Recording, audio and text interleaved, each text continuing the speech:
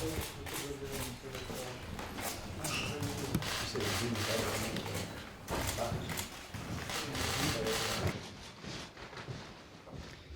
dan, gospe in gospodje.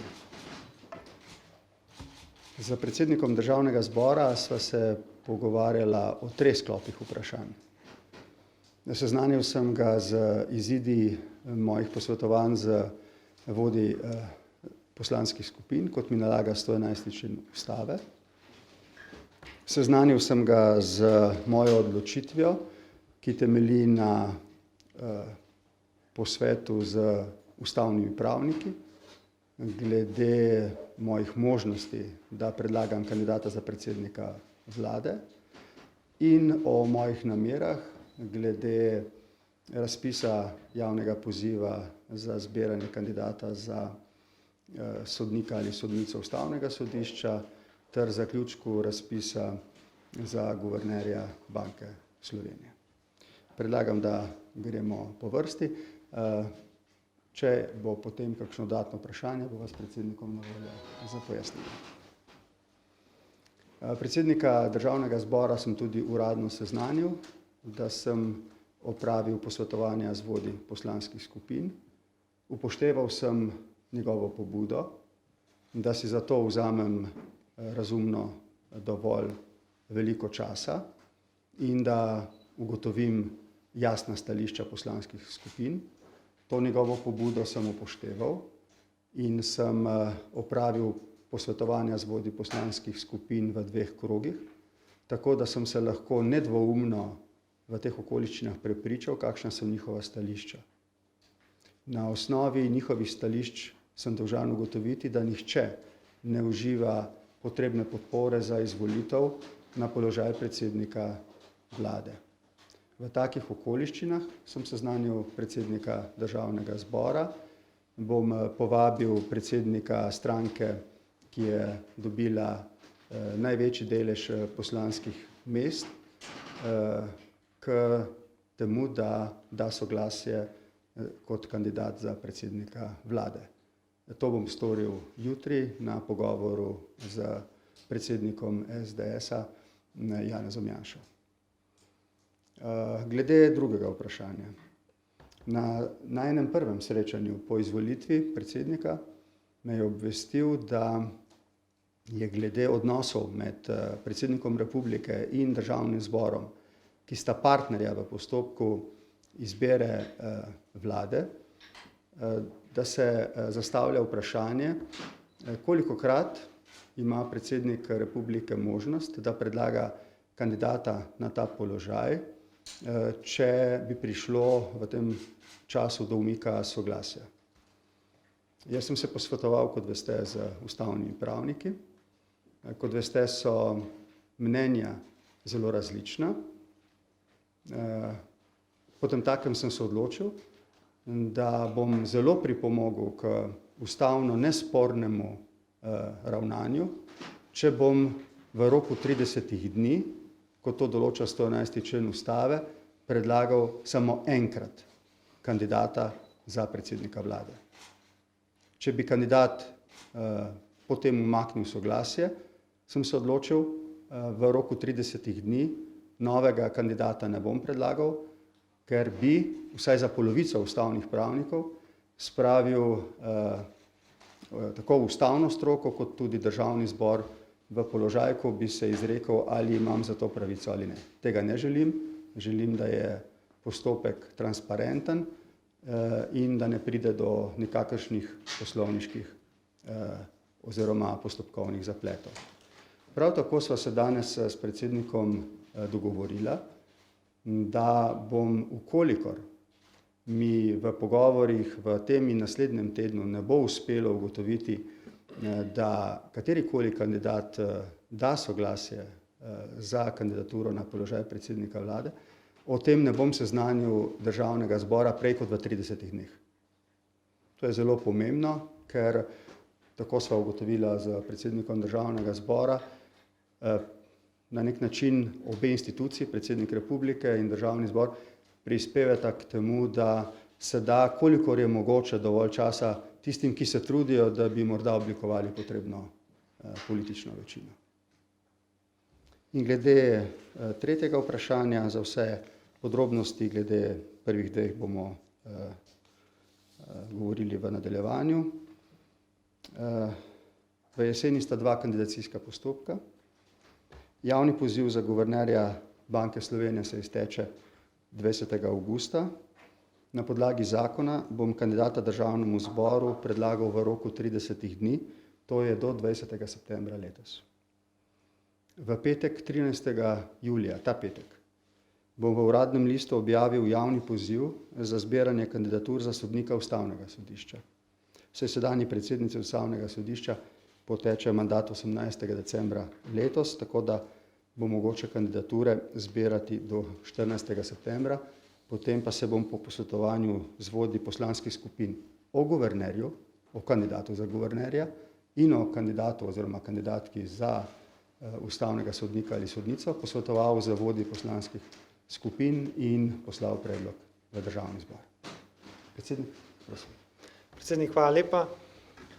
Predsednika republike sem danes obvestil, da je parlament začel delati s polno paro, da je parlament operativen, da smo oblikovali najnujnejše odbore, da je ta teden že, in pa pretekli teden že zasedal skupni odbor, odbor za zunanjo politiko, da smo že začeli obravnavati problematiko NLB-ja, tožbo zoper Hrvaško in nenazadnje ta sklic parlamenta je sprejel tudi že prvi zakon o zdravniški službi. Tako da parlament, kot je bilo rečeno, dela s polno paro naprej. Glede samih postopkov sva s predsednikom razčistila vse odprte dileme, ki nastajajo. Prvi krog se izteče 23. julija in kot je predsednik republike dejal, bo v tem krogu prišel, če se bo za to izkazalo, da obstaja možnost z enim kandidatom, v nasprotnem primeru bo počakal do 23. julija in na takšen način bo prvi krog se sam od sebe iztekel. Nato sledi seja državnega zbora, na kateri bomo sprejeli ugotovitveni sklep, da potencialno v prvem krogu ni bilo nobenega kandidata. Od tu dalje sledi drugi krog, od te ugotovitve parlamenta dalje sledi drugi krog, ki bo trajal 14 dni. V tem drugem krogu ima pa predsednik republike ponovno možnost, če to želi, da predlaga kandidata, prav tako 10 poslancev oziroma poslanska skupina. Ukolikor bi se zgodilo, da tudi v tem drugem krogu ne bi bilo kandidata, se ponovno sestane državni zbor in sprejme ugotovitveni sklep, da tudi v tem roku ni bilo kandidata.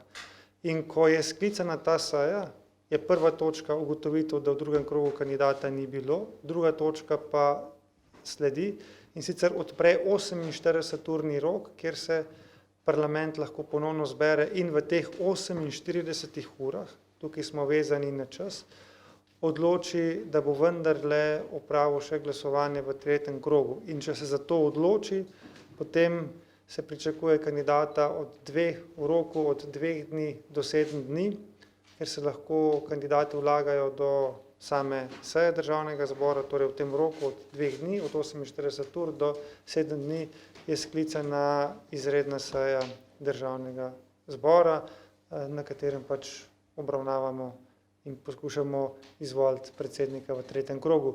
Ukolikor se tudi to ne bi zgodilo, potem seveda se ponovno sestane državni zbor, ugotovi, da tudi v tem krogu ni bilo uspešno, obvesti predsednika republike in s tem začnejo teči roki za razpis predčasnih volitev, ki jih je potrebno razpisati v 2 mesecih.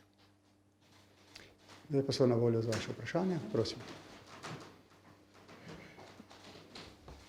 Prosim.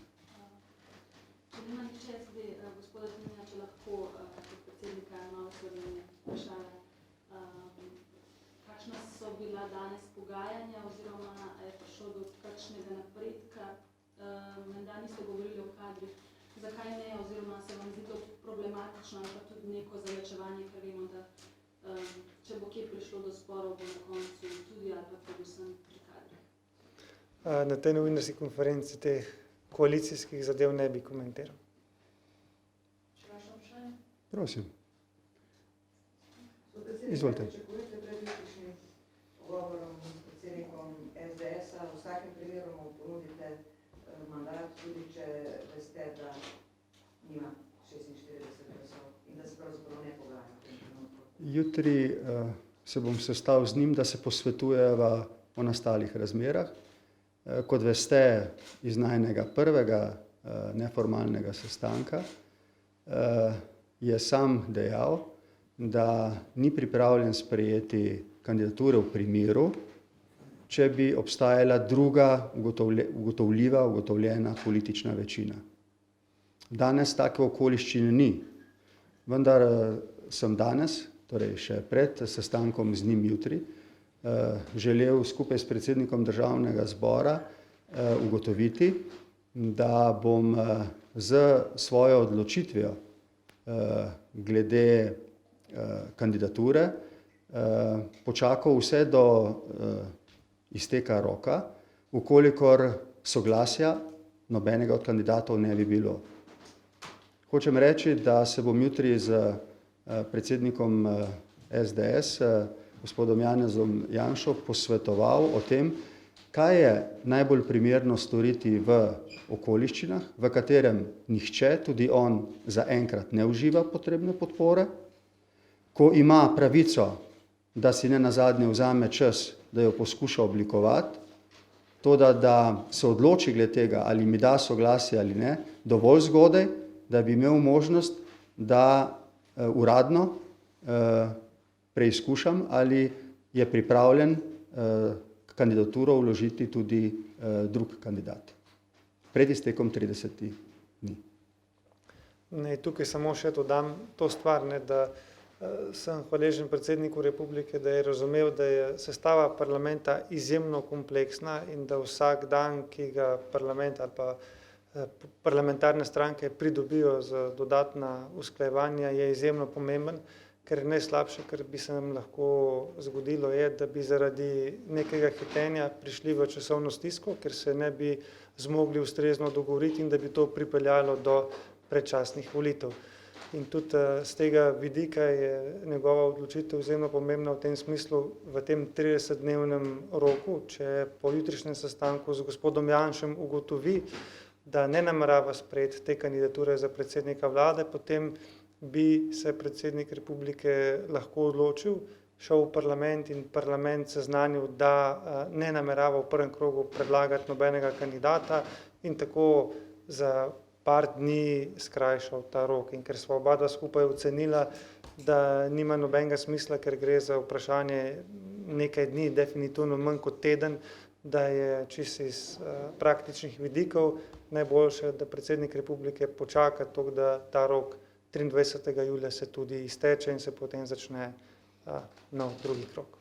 Glejte, od prvega dne je bilo zame pomembno, da je bilo glede postopkov vse jasno vnaprej. Da so vsi vedeli za posledice svojih oziroma njihovih odločitev. Zato sva se danes sestala s predsednikom Državnega zbora, da sva odpravila vse morebitne dvome, ki bi poglabljali negotovost v pogajanjih o morebitni sestavi vlade oziroma pridobitvi potrebne politične podpore, da bi komu od kandidatov lahko podelil oziroma vložil njegovo kandidaturo za predsednika vlade. V tem smislu je današnja odločitev najina, skupna, ki je seveda arbitrarna, ni nujna, ampak tako sva se odločila, je politična, je stvar politične presoje, da v primeru, da mi nihče od kandidatov ne bo dal soglasja, kljub temu počakam 30 dni, v bistvu dodaten manevrski prostor tistim, ki se vendarle trudijo, da bi, če ne v prvem, pa v drugem krogu oblikovali politično večino. Mislim, da je bilo to potrebno razjasniti še preden se jutri sestanem z predsednikom SDS-a. Jutri pričakujem konstruktivni pogovor, tako kot je bil prvi. Moram reči, da se mi zdi pošteno in prav, da mu jutri ponudim, da sprejme kandidaturo. Posvetovala se boma, ali je to pripravljen storiti in v kolikšnem času je pripravljen dati soglasje. Mislim pa, da je tudi zanj pomembno, da pozna to mojo odločitev, da v primeru, da zavrne kandidaturo, to ne pomeni, da bom še istega dne obvestil Državni zbor, da nimam kandidata za predsednika vlade. Še eno pomembno obvestilo imam, in sicer v zvezi z delom parlamenta, ker se v tem času zelo pogosto zastavlja vprašanje v zvezi s parlamentarnimi počitnicami. Ali jih bom razpisal ali jih ne bom razpisal. Naj tukaj zelo jasno povem, da po poslovniku se termin parlamentarnih počitnic uporablja od 15. julija do konca avgusta. Gre zgolj za to, da se v tem času ne sklicujejo redne zasedanja Državnega zbora. Kar pa ne pomeni,